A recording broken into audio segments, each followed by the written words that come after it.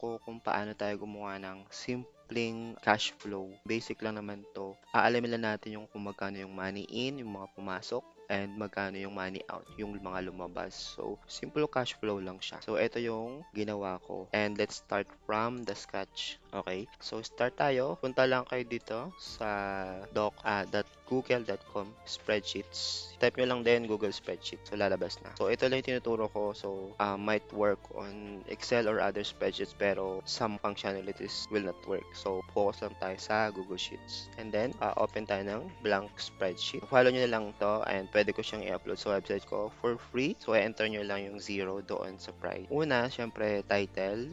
Title lang natin to ng Simple Cash Flow. So, minerge ko lang yung cells.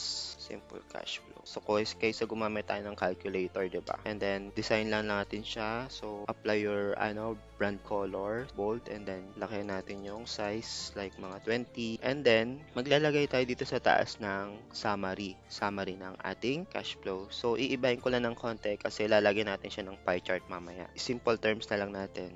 Income. And then, dito lalabas yung value. And then, dito naman yung expense. Tapos, dito lalabas yung value. So, i-design natin siya into table para uniform. And then, let's make this income pala ay green dapat kasi yun yung pumasok eh. And then, expense dapat ay red. So, dito lalabas yung value. And then, so, next naman is yung entry natin or log. Saan tayo maglalag or mag-i-entry ng ating mga transactions. Number, date, type, transaction type, amount, description. Mag-add na lang tayo dito ng other details mamaya sa taas. Applying my brand colors, green and then white. Tapos, mag-work na tayo sa formulas. So, yan. Kung gusto yung mga ganito pang mga tutorials,